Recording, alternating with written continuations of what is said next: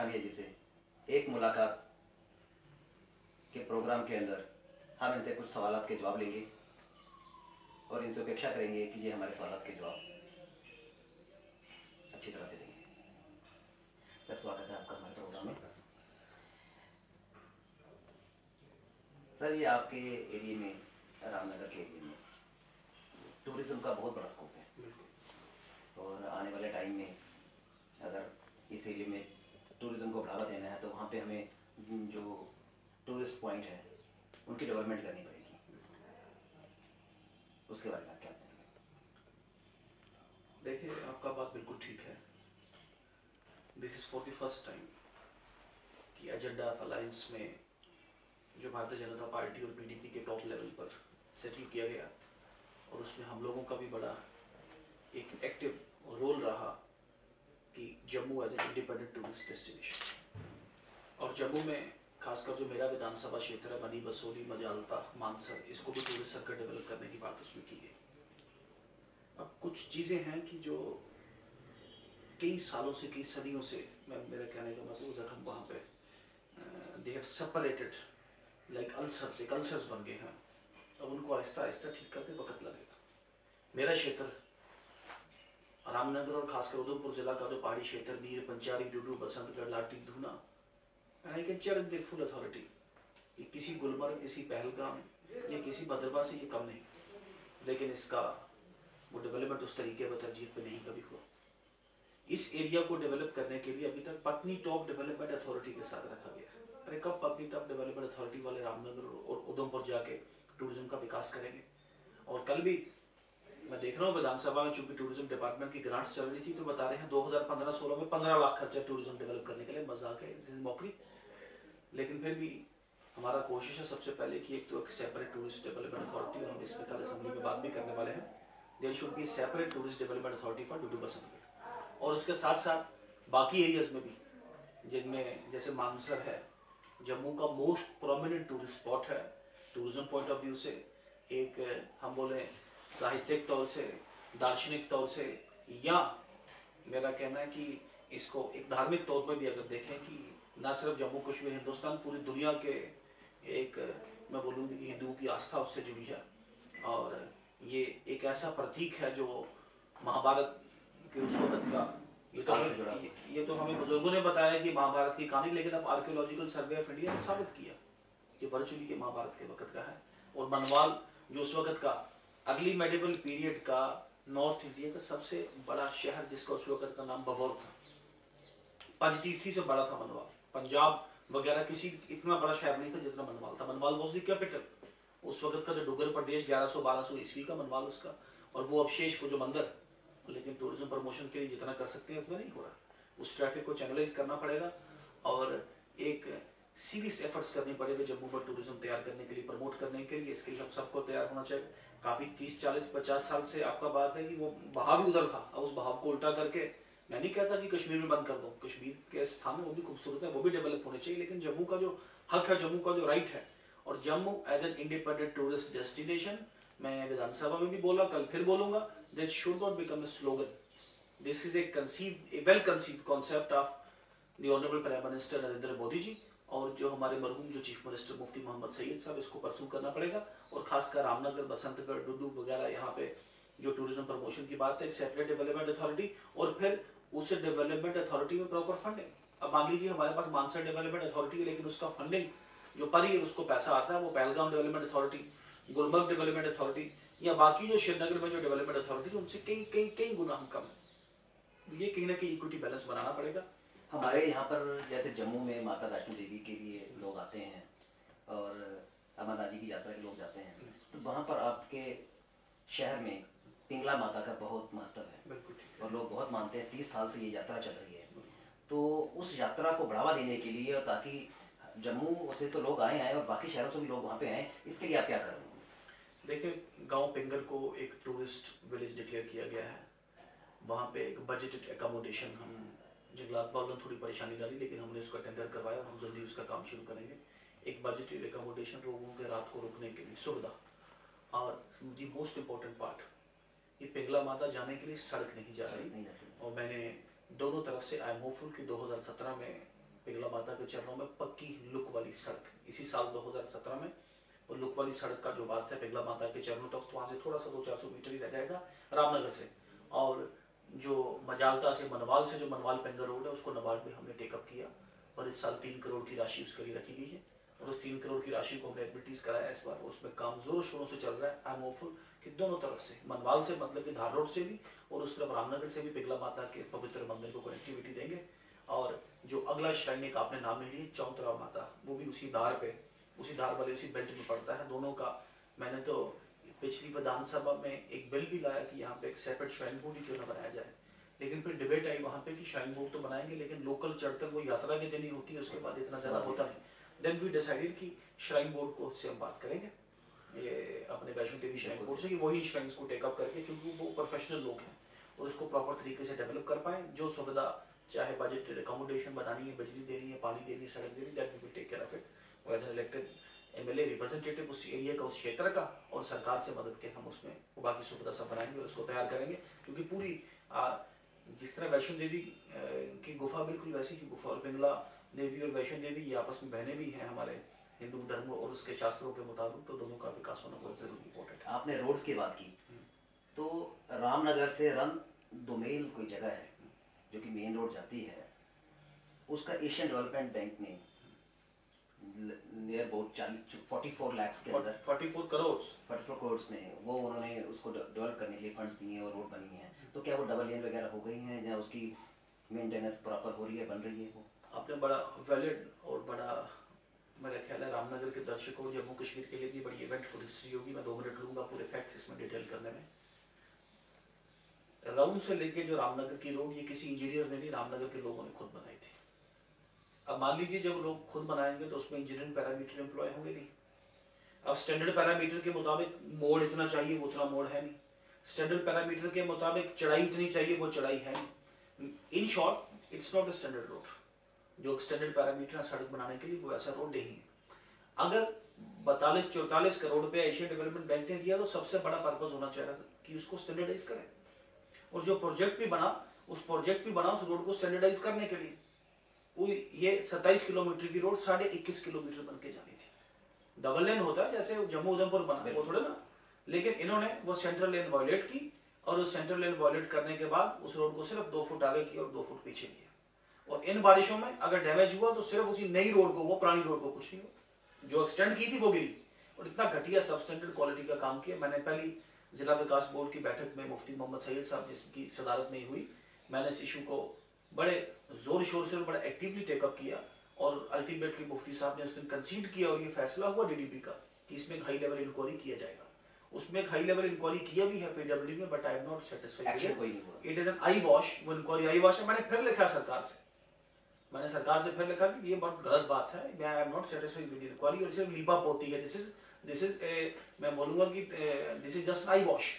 ये आई वॉश नहीं चलेगा, लीपा पोती वाली बात नहीं चलेगी, कार्रवाई करनी पड़ेगी, इसमें पूरा कार्रवाई करना पड़ेगा। और ये 44 करोड़ का जो घोटाला है एडीपी का, ये सारा सामने आना पड़ेगा और हम ला के रहेंगे इसको। सर एक लिंक रोड है रामनगर टू भरतनगर, रामनगर टू भरतनगर पड़ता है क्या? हाँ आपके तो वहाँ पे कोई प्लान है कोई लिंक रोड बनाने का?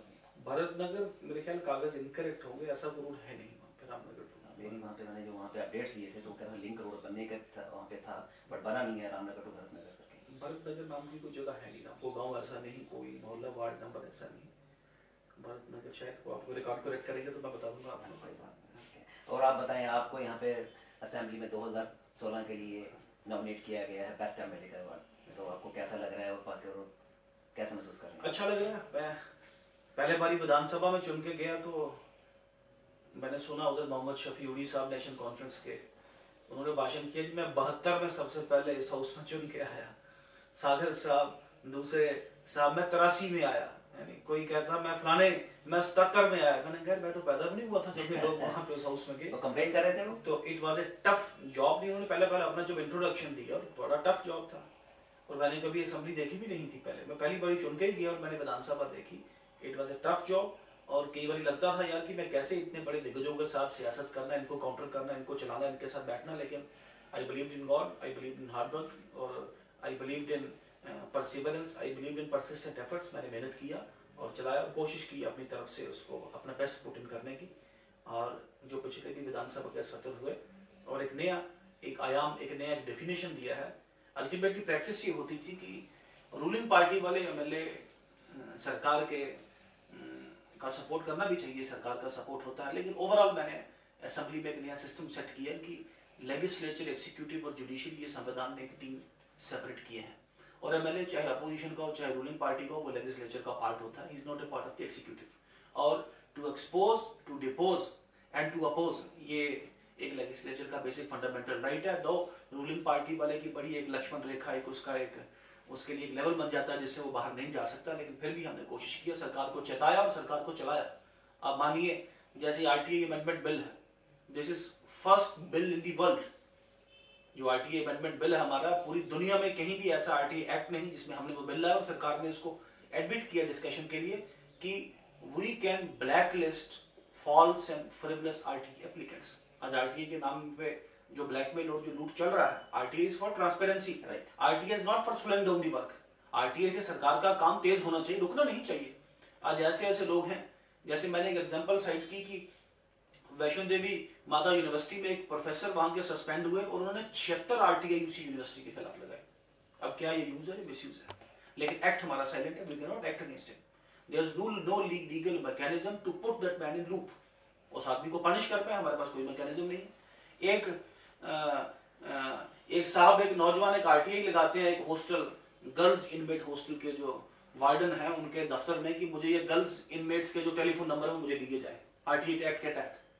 हम ना हुआ कानूनी उसको वो देना पड़ेगा क्योंकि इट्स ए पब्लिक डॉक्यूमेंट, और हम उस we can not deal him, हम उसको पनिश या उसको रोक भी नहीं सकते। तो ये जो मैकेनिज्म लाने के लिए जो आरटीआई अमेंडमेंट बिल जो मैंने लाया, to punish all this people, और उसके अलावा भी to standardise it. Jammu Kashmir का जो आरटीआई एक्ट है और जो सेंट्रल आरटीआई एक्ट है उसमें काफी कुछ डिफरेंसेज। आप मान लीजिए रुपए कार्ड के थ्रू पैसे दें या ई बैंकिंग के थ्रू 10 रुपए जो फीस है वो दे पाए या कार्ड के थ्रू दे पाए, उसको लाने के लिए वो जो प्रावधान हमारा सबने इसको माना और एडमिट किया है, और मुझे लगता है बड़ा इंपॉर्टेंट रहा। दूसरा, ये जो लैंड लॉज अमेंडमेंट बिल पिछली बार लाया गया, जिसमें ट्रांसफर ऑफ प्रॉपर्टी एक्ट में एक अमेंडमेंट लाया जाना था, जिसके माध्यम से जितने भी नॉन स्टेट सब्जेक्ट्स, चाहे आर्मी, चाहे एमईएस, चाहे बैंक्स, इनका स्टे या इंडस्ट्रीज, इनका स्टे जम्मू कश्मीर में एक बड़ा एक सवालिया निशान खड़ा हो जाना था कि उस एक्ट के रहते क्या ये जम्मू कश्मीर में रुक सकते हैं या नहीं रुक सकते हैं। उसको भी हमने काउंटर किया उस असेंबली में, उस विधानसभा में, और मुझे याद है कि काफी लंबा स्पीच जिसे ना सिर्फ रूलिंग पार्टी बल्कि अपोजिशन पार्टी ने भी सराहा, and it was on a purely legal premise, कानूनी प्रेमाइस, कि ट्रांसफर ऑफ प्रॉपर्टी एक्ट का जो यूनिवर्सल डेफिनेशन, जो ग्लोबल डेफिनेशन है, जो एक इंटरनेशनली एक्लेम्ड उसका जो कंपोजिशन है, you can not change it, you can not modify it, you can not remodulate and you can not reinterpret it, उसका modify you can not change it. और यही बताया गया कि the basic principle of law, चाहे act है चाहे संविधान है, लेकिन जो प्रिंसिपल्स ऑफ नेचुरल जस्टिस और जो नेचुरल लॉ है उसको आप ट्रेवर्स नहीं कर सकते, you can not do. Ultimately that bill was put on hold and it was referred to the select committee. अभी सेलेक्ट कमेटी अपना वो रिपोर्ट नहीं दे पाई है, मुझे लगता है अभी ठंडे बस्ते में हमने जो रोका और कोशिश की अपनी तरफ से, चाहे कट मोशन है, चाहे ये इसमें आपका कॉल अटेंशन मोशन है, या प्राइवेट मेंबर्स बिल है, या रेजोल्यूशन है, इसके माध्यम से डिफरेंट टॉपिक्स, मान लीजिए नशाखोरी का टॉपिक, मान लीजिए जम्मू कश्मीर में लॉ की कमीशन स्थापित करने का टॉपिक, दूर दराज के क्षेत्रों में डॉक्टरों की कमी का टॉपिक, तो कोशिश की इन सभी पे, मान लीजिए उधमपुर के साथ वाले जो क्षेत्र है वहाँ पे विल डेवलपमेंट काउंसिल बनाने का टॉपिक, इन सबको आहिस्ता आहिस्ता कोशिश की है कि ये प्रोजेक्ट करने की, चलाने की, और अपनी कैपेसिटी के मुताबिक, और लोगों का बहुत साथ और प्यार मिला, बुद्धिजीवी ने भी बहुत हमें सपोर्ट किया, चलाया उसमें, और सबसे आहिस्ता आहिस्ता सीखा। आई एम स्टिल स्टूडेंट, अभी बहुत कुछ सीखना है, ऐसा नहीं को पेडेंट बन गया। मुझे कई बार लोग बोलते हैं अब तो तू बेस्ट बन गया, मैंने कहा नहीं, ये best MLA, I am humbled by this award. मैं जो अवार्ड कमेटी है, खासकर स्पीकर साहब, लेजिस्लेटिव असेंबली, पूरा इनका सबका सपोर्ट रहा मुझे, जो उन्होंने मुझे इस काबिल समझा। लेकिन आई एम स्टिल, मैं मानता हूँ कि सबसे I am the most raw material, सबसे मैं भी रॉ हूँ, मैंने भी और सीखना और चलना है आगे, और कोशिश करेंगे और भी सीख के इसे कंट्रीब्यूट करके आप लोगों के साथ से, आप लोगों के माध्यम से लोगों तक, जो लोगों की बात करने की पूरी कोशिश करेंगे आने वाले वक्त। यूनिवर्सिटी की आपने बात छेड़ी, तो यूनिवर्सिटी आपके रामनगर में एक गांव में यूनिवर्सिटी कैंपस होने की बात हो रही थी, तो वो भी ठंडे बस्ते में चलेगी लगती है? देखिए ऐसा नहीं ठंडे बस्ते में, that's not the problem with Ramnagar, that is problem with all of site campuses of Jammu province. यहाँ कोशिश है कि मीडिया के माध्यम से माइंड मत करें मेरे मीडिया वाले बंधु, एक Ramnagar was being ruled by a contractor politician junta, एक कॉन्ट्रैक्टर पॉलिटिशियन जो उनका गिरोह था वो रामनगर को रूल कर रहा था। और now they paint the things like that, इस तरीके से प्रोजेक्ट करते हैं कि जैसे पता नहीं कि आसमान गिर गया, ये 44 करोड़ का घोटाला, इसकी बात, इस पे वो बात नहीं आने देंगे। तो हुआ ये कि 23 दिसंबर को मैं चुनाव जीत के आया और 17 मार्च 2015 को मैंने अपना इस विधानसभा में की मैंने शपथ ली। तो वर्चुअली मैं विधायक बना, मेरा जो विधायक का टर्म शुरू हुआ वो 17 मार्च में मैं संवैधानिक तौर पे कॉन्स्टिट्यूशनल तौर से लॉयर बन गए, मेंबर लेजिस्लेटिव असेंबली बन गया और रामनगर को मैं रिप्रेजेंट कर रहा था 17 मार्च 2015। लेकिन 31 मार्च 2014 की डेडलाइन था, राइट सर, मैं एमएलए बना हूं 17 मार्च 2015 में और 31 मार्च 2014 तक उस कैंपस का काम आपको बनाना था। उस वक्त विधायक कौन था, उस वक्त सरकार कौन थी, उस वक्त मिनिस्टर कौन था, मुझे बताने की जरूरत नहीं है उसमें। तो वो डेडलाइन यूजीसी ने 1 साल एक्सटेंड किया कि आप 1 साल में बनाएंगे, लेकिन ये 1 साल में भी नहीं बना पाए। तो 17 मार्च को मैंने हल्फ लिया और 31 मार्च को डेडलाइन खत्म हो गया। और ना सिर्फ जम्मू प्रोविंस रामनगर बल्कि पूरे जम्मू प्रोविंस के जितने भी यूनिवर्सिटी कैंपस है सब बंद हो गए उससे, क्योंकि यूजीसी ने पैसे ड्रॉ कर लिए वापस कि यू आर ए डिफॉल्टर, आप टाइम में अपना कंस्ट्रक्शन नहीं करते हैं। लेकिन अब इस मसले को असेंबली के माध्यम से और डिफरेंट कमेटीज जो असेंबलीज की वहां पर या डिस्ट्रिक्ट डेवलपमेंट बोर्ड या हर प्लेटफॉर्म पे कोशिश की गई उभारने की, और केंद्र सरकार से भी इसमें वार्तालाप जारी है। मुझे लगता है मुफ्ती मोहम्मद सईद साहब ने भी उस वक्त रिक्वेस्ट करा था उन्हें, अब फिर दोबारा महबूबा जी भी मेरे ख्याल है फिर प्रिवेल अपॉन करेंगे, वो जो पैसे हमारे जो विड्रॉ हो गए हैं यूजीसी ने वापस ले लिए वो वापस आ जाएं, ताकि ना सिर्फ रामनगर हो भी कैंपस, बदरवा कैंपस, कठुआ कैंपस, हर जगह काम वो स्टॉल हो गया मिडवे, चूंकि टाइम बोर्ड हम बना नहीं पाए। तो खैर किसने टाइम बोर्ड नहीं बना पाया, किसके दौरान ही हुआ, this is separate chapter, I don't want to get in a blame game. लेकिन मैं रामनगर के लोगों को आश्वस्त करना चाहता हूँ कि ना सिर्फ रामनगर बल्कि पूरे जम्मू प्रोविंस वाले कैंपसेस का काम पूरा करेंगे और बढ़िया उसको बिल्कुल चलाएंगे। तो सर आपके एरिया में जैसे कि कुछ डिपार्टमेंट्स हैं उसमें से करप्शन की भी आवाज़ उठती रहती है कि डिपार्टमेंट्स में करप्शन है और कुछ ऑफिसर्स हैं जो कि लोगों को वहाँ पे जनरल पब्लिक को तंग करते हैं और करप्शन को बढ़ावा दे रहे हैं, तो उस पर आप कुछ नकेल कसिए, इसमें क्या देखें, this is for the first time that corruption is an issue. अगर आपकी बात ठीक है, वरना जनरल लूट खसूट इस रामनगर विधानसभा में हुआ, चाहे 92 करोड़ रुपया वर्ल्ड बैंक के फंडेड एक प्रोजेक्ट ने रामनगर वाटरशेड से कहते हैं रामनगर पे लगाया है, और पूरे रामनगर घूम जाए एक टंकी नहीं दिखेगी आपको उनकी पानी की बनी हुई, वो लग चुके हैं कागजों में लग चुके हैं। हर साल एडिशनलिटी का, इस साल 1.5 करोड़, इस साल 50 लाख, इस साल 3 करोड़, इस साल 4 करोड़, 22-23 मार्च को आता था और 28 को खर्च होकर वो विड्रॉ भी हो जाता था वहां पे। और सीडीएफ पिछले 18 साल 20 साल में लाखों करोड़ रुपया सीडीएफ, लेकिन कोई 1 रुपए की कोई बिल्डिंग बताएं मुझे जो खड़ी है सीडीएफ की। It has all gone into the आप इस वक्त सिटिंग एमएलए हैं तो आप इस पे कुछ एक्शन ले सकते हैं। बिल्कुल ठीक कह रहे हैं, बिल्कुल ठीक कह रहे हैं, इसमें वी आर एक्टिंग इट। और परेशानी इसमें, ट्रबल तब आती है इसमें कि ये डकैती जो चोरी जिसने भी की होगी उसने तो अपना नाम छोड़ा नहीं, उसमें को मुलाजम उसमें कुछ ना कुछ फंसेंगे। लेकिन हम फिर भी, मैंने जैसे कहा कि हर जिला विकास बोर्ड की बैठक में मैंने ये बात उठाई कि 44 करोड़ रुपए चोरी हुआ है, आप इसको लाइए। आज हर मीटिंग में, हर जनसभा में, हर ऑफिस मीटिंग में लोगों को कहा जाता है कि कोई भी लेन देन वाला काम चाहे तहसील में चाहे थाने में नहीं होगा।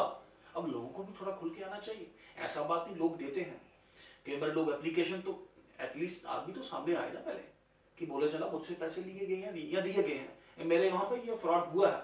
और मुझे कई बार कहा जाता है कि आप बड़ा टाइम स्पॉइल कर रहे हो, ऐसे डेवलपमेंट रुक जाएगा, लेकिन नहीं, आई एम नॉन कमिटल। 1 रुपए का करप्शन भी मैं टॉलरेट नहीं करूंगा, लेकिन थोड़ा सा लोग भी उसमें, मैं तो खुद है ना कंप्लेंट कर सकता जनाब इसने वो कल को बोले मेरे से लिए नहीं, इससे हो सकता है उससे लिए हो, तो लोग भी थोड़ा कोऑपरेटिव आ रहे हैं लोग, ऐसा नहीं।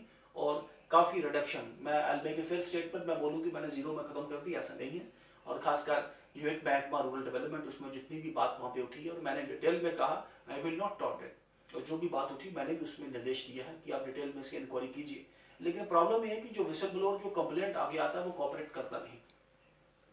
मैंने बात की कि ये जितने भी पुलिस के नाके हैं उनको वीडियोग्राफ कीजिए, इट्स बैड प्रैक्टिस। 10 रुपए 20 रुपए 50 रुपए किसी से पकड़ते हैं, ये बंद होना चाहिए। और सिर्फ यहाँ नहीं की, असेंबली विधानसभा में की, आपने हर काम में, चाहे रूरल डेवलपमेंट का चाहे पीडब्ल्यूडी का, हर एक को प्रवोक कर रहा हूँ, हर एक को चला रहा हूँ और हर एक को ये एडवाइस कर रहा हूँ मत दीजिए करप्शन, इसको कंट्रोल कीजिए, ये गलत बात है वहां पे। लेकिन फिर उसके बावजूद भी कोई मेरे नॉलेज के बिना, या मैं आई चैलेंज कि किसी ने मुझे बताया कि जनाब मुझसे पैसे लिए गए या दिए गए और वो लिख के दिए और उस पर एक्शन नहीं हो, तो वो मेरे पास आई। मेरे से पहले काफी लोगों ने मुझे कंप्लेंट की है, मैंने विजिलेंस कमिश्नर को वो रेफर की है। मान लीजिए एक पुल का काम था वहां पे, एक रूरल डेवलपमेंट की रोड थी वहां पे, या मान लीजिए एक सेल परचेज का मसला, जो मेरे पास लिखित तौर पे आया है। तो corruption is such A sticky issue, किसी आदमी के खिलाफ अगर पर्चा लगा के या उसको अदालत में अगर खड़ा करना, तो there has to be written complaint proof, अगर नहीं कम से कम प्राइमा फेशी एफआईआर रजिस्टर करने के लिए कुछ ऐसी बात तो हो वहां पे। आज एक एसएचओ के नाम पे एक बार एक बात आई, जनाब ये 1.5 लाख रुपए किसी बात से पकड़ गया, केस रजिस्टर्ड है उसके खिलाफ वहां पे। It was at my instance. जो 2-3-4 लोग जो काम करने वाले थे, हमने उठा के दफा की आगे भी, जिनका भी कंप्लेंट आया वहां पे। आज एक एमपी लैड किसी माननीय एमपी साहब का लगा, वो मैंने खुद वो लेटर रेफर किया विजिलेंस कमीशन को, विजिलेंस कमीशन ने फुल फ्लेज ट्रायल उसमें चला के रखा है। और एटलीस्ट एक बात आपको अश्योर कर सकता हूं कि रामनगर में एक चुने हुए आदमी या उसके नाम पे कोई करप्शन वहां पे फिलहाल ये हम अचीव कर पाए वहां पे, कि पहले होता था। आज जो चुना हुआ आदमी है रामनगर का, जो इलेक्टेड रिप्रेजेंटेटिव है रामनगर का, कोई डिपार्टमेंट बोले कि उसने आज तक चाय भी उसको होस्ट की है। मैं डाक बंगला पे भी रुकता हूँ, जिसका बिल मैं अपने तनख्वाह से अपने चेक के माध्यम से पे करता हूँ।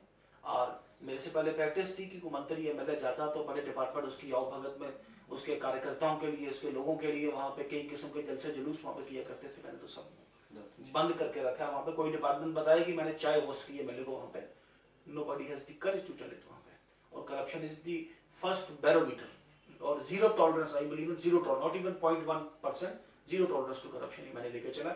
लेकिन फिर भी कुछ ना कुछ होपफुली चल रहा हो, मैं बता ना सकूं, लेकिन लोग उसमें कॉपरेट करें तो वो भी हम खत्म कर सकते हैं। और मुझे उम्मीद आने वाले वक्त में एक ट्रांजिशन, मेरा कहने का मतलब जैसे पहले कह रहा था कि एक पानी उधर था उधर का उधर मोड़ में, it virtually take some time. और हमें भी इतना हाइपर सेंसिटिव, मैं खुद कई बार एक हाइपर, आपको क्या बोलूं, लोगों को क्या बोलूं, मैं खुद कई बार हाइपर सेंसिटिव, ये क्यों हो रहा है, तो मुझे भी फिर सियाने लोग बताते हैं फिर टेक टाइम, आहिस्ता आहिस्ता ये रूट पे आएगा।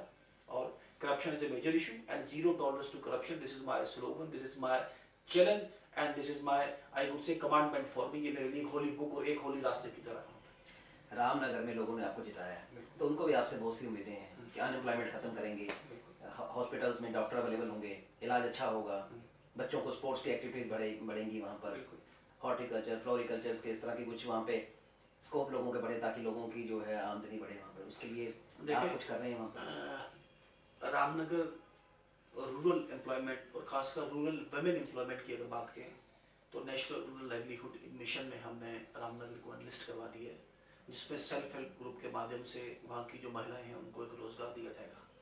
मैं एक कंसल्टेंट शुरू करना चाहता हूँ और बड़ी होपफुली बड़े जल्दी बड़े दिनों में मैं शुरू कर दूंगा कि सबको सरकारी नौकरी या सबको किसी बैंक या किसी कंपनी में डालना वो भी इतना आसान नहीं होगा।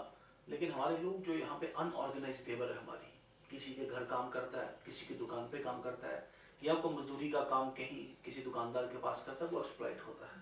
तो we have tried to open a consulate कि हम रामनगर का कम से कम जो मजदूर हमारा जो अनऑर्गेनाइज लेबर है वो कम से कम एक्सप्लॉइट ना हो, उसके लिए we are trying to set up a system वहाँ पे। ये नेशनल रूरल लाइवलीहुड मिशन के तहत मैंने कोशिश की है कि गाँव की महिलाओं को अपने कहीं सेल्फ हेल्प ग्रुप बना के सॉफ्ट टर्म लोन किस तरीके से, केंद्र सरकार का बड़ा एक रेवोल्यूशनरी कॉन्सेप्ट है।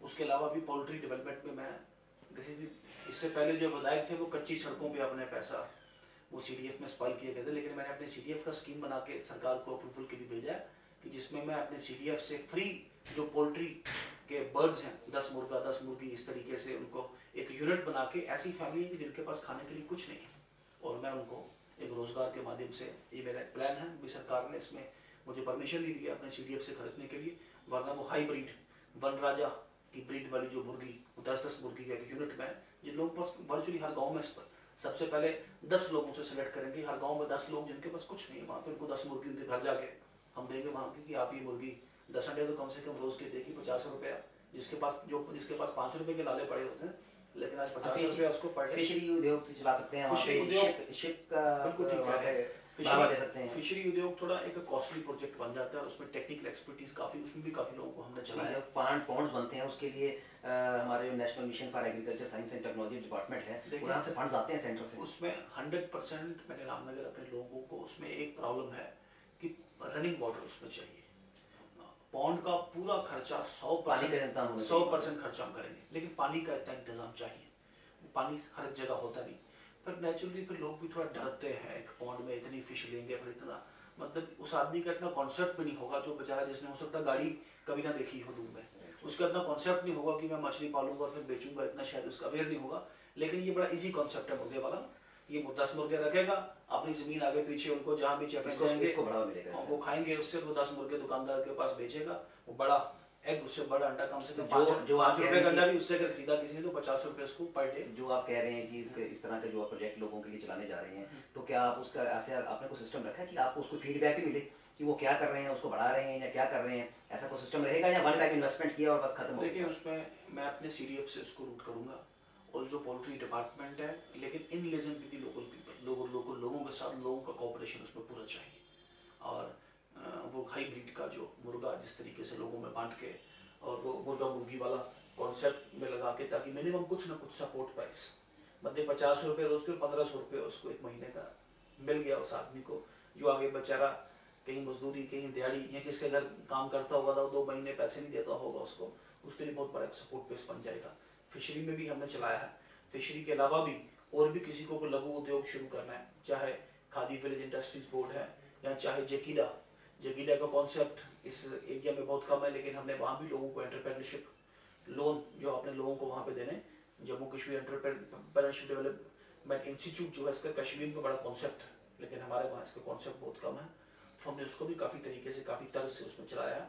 और जो अनऑर्गेनाइज लेबर है जो रामनगर का, उसको चाहे यहाँ या आउट ऑफ स्टेट किस तरीके से कर सकते हैं, we have not been able to set it out, लेकिन हम इसमें भी आगे आएंगे ताकि लोगों को कम से कम एम्प्लॉयमेंट और प्रॉपर एम्प्लॉयमेंट रामनगर के लोगों को। ये बात माननी चाहिए कि आज बड़ी बड़ी बातें हुई कि रामनगर इतना डेवलपमेंट, इतना विकास, लेकिन Ramnagar is one of the purest city of Jammu. Economic level लोगों का बहुत कम है रामनगर में। ये हमारा एक एजेंडा है जो मुझे, मैं बोलूँगा दिन तो दिन रातों को नींद भी नहीं होते आती कि किस तरीके से उसमें चलेंगे। ये प्रोजेक्ट बनाया, हम CDF खर्च नहीं कर सकते पोल्ट्री डिस्ट्रीब्यूट करने के लिए, लेकिन हमने प्लानिंग डिपार्टमेंट को उनसे परमिशन मांगा है इसमें कि हमें परमिशन दीजिए ताकि हम इस प्रोजेक्ट को आगे चला पाएँ। मान लीजिए डेयरी डेवलपमेंट के लिए भी मैंने SCA to SC and ST उसके लिए भी कम से कम 100 एक केस हमने वहाँ पे डिस्ट्रीब्यूट किया, जिनको 33% सब्सिडी डेयरी यूनिट पर मिलेगा, जो अपने घर में वो भी अगर लोग चलाएं तो बड़ा कमाल का 100 यूनिट लोगों में दिया है। मान लीजिए 30,000 की डेयरी है तो उसमें 10,000 रुपये सरकार देगी, 20,000 रुपये वो देगा। तो हर तरीके से कोशिश है, जिस तरीके से जिस आदमी की अपने रामनगर को एक फिलिप, रामनगर को एक प्रमोशन और रामनगर को एक प्रोजेक्शन देने में जिस भी तरीके से हम कर सके, ये हमारा पुरजोर कोशिश रहता है। पठानिया साहब बहुत बहुत शुक्रिया आपका, आपने हमें बहुत अपना कीमती समय दिया, धन्यवाद उसके लिए। मेरा भी आपके चैनल को और आपको खासकर आपकी कैमरा टीम को सबका बहुत बहुत धन्यवाद कि आपने मुझे मौका दिया, अपनी विधानसभा के लोग और पूरे जम्मू कश्मीर के लोगों, बल्कि पूरे इंडिया में जहाँ जहाँ आपका चैनल और लोगों के साथ अपने विचार शेयर करने का बहुत बहुत शुक्रिया, धन्यवाद। तो ये थी हमारी एक मुलाकात में प्रोग्राम के अंदर MLA रामनगर RS पठानिया जी से, जिनके उन्होंने हमें खूब अच्छी तरह और साफ गोई से जवाब दिए, हम उनका बहुत बहुत शुक्रिया अदा करते हैं।